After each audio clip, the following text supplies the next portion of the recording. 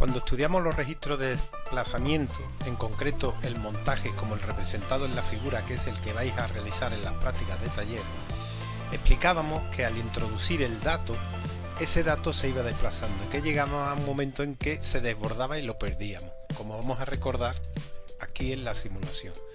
Ponemos como dato un 1, damos un pulso de reloj, el 1 ha entrado y ahora con cada pulso de reloj ese 1 se va desplazando. Hemos llegado al cuarto flip-flop y una nueva señal de reloj, un nuevo impulso de reloj hace que el dato se pierda. Hemos perdido el dato que ha llegado hasta el último, a la salida Q del último flip-flop, pero podremos modificar este circuito de modo que hagamos que esta salida no solo ataque al visualizador del estado que tenga dicha salida, sino que podemos con un cable llevarlo hacia la entrada J.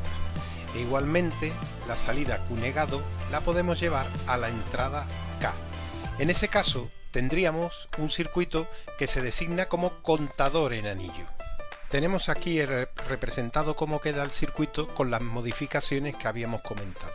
Hemos eliminado el pulso de dato, se mantiene el pulso de reloj y continuamos teniendo un circuito síncrono.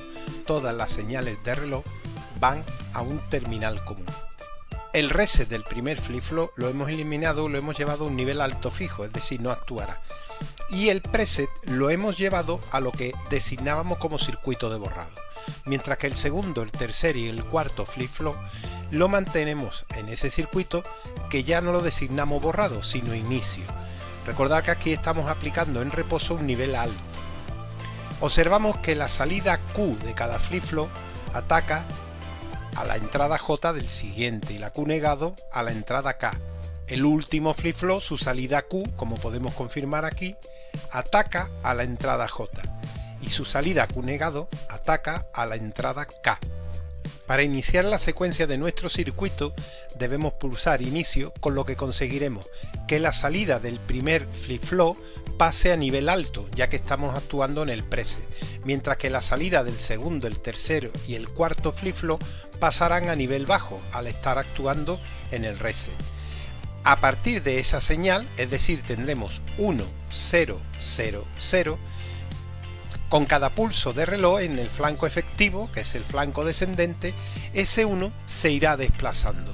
Y cuando llegue al último flip-flop, al tener un nivel alto en la salida, es decir, un 1 en J, y un nivel bajo en la salida negada, es decir, un 0 en K, con el siguiente pulso de reloj volverá a introducirse el dato, y así continuamente. Veamos la simulación. Arrancamos el circuito, pulsamos en inicio y se establece la condición que hemos comentado, 1, 0, 0, 0, y vamos a ir aplicando pulso de reloj. Y observamos cómo el 1 se va desplazando. Hemos llegado a la salida del último flip-flop.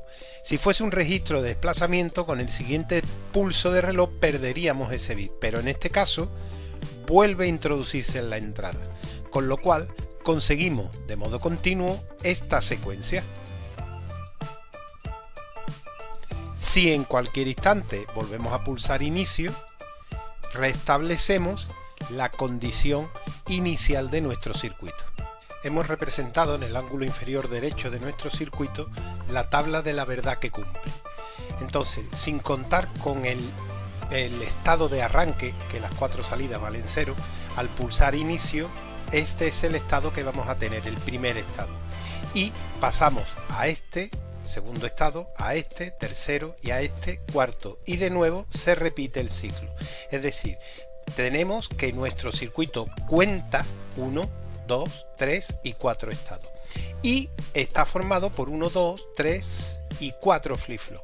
Es decir, un contador en anillo tendrá tantos estados de conteo como flip-flop contenga, n flip-flop, n estado.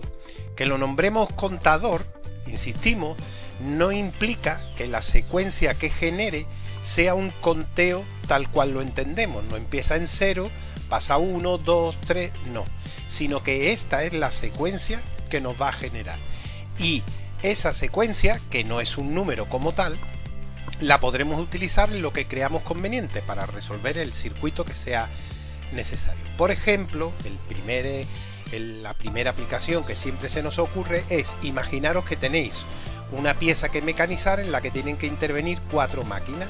Pues activamos la primera máquina, la hacemos que pase a reposo, conectamos la segunda, hacemos que pase a reposo, conectamos la tercera, conectamos la cuarta y así sucesivamente.